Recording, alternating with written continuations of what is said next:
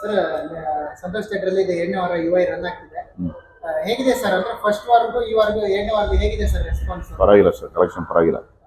First ವಾರ ಎಷ್ಟಾಯ್ತು sir UI collection main theatre ಅಲ್ಲಿ? 27.5 ಆಗಿದೆ. 22.5 ಲಕ್ಷ ಆಗಿದೆ. ಈಗ ಸೆಕೆಂಡ್ ವಾರದಲ್ಲಿ ಯಾವ ತರ ಇದೆ? ಚೆನ್ನಾಗಿದೆ ಸರ್. ಫ್ರೈಡೇ ಅಲ್ವಾ ಇವತ್ತು? ಚೆನ್ನಾಗಿದೆ. ಇನ್ನು 3 ದಿನದಲ್ಲಿ ಗೊತ್ತಾಗುತ್ತೆ ಏನಾಗುತ್ತೆ ಏನು.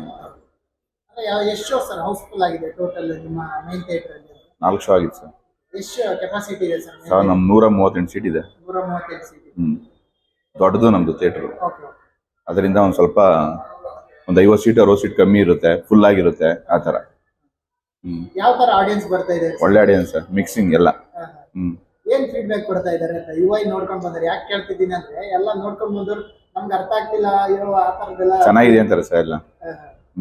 ಸ್ವಲ್ಪ ಹೌದೌದು ಚೆನ್ನಾಗಿದೆ. ಆಡಿಯನ್ಸ್ ಬರ್ತಾರೆ ಎಲ್ಲ.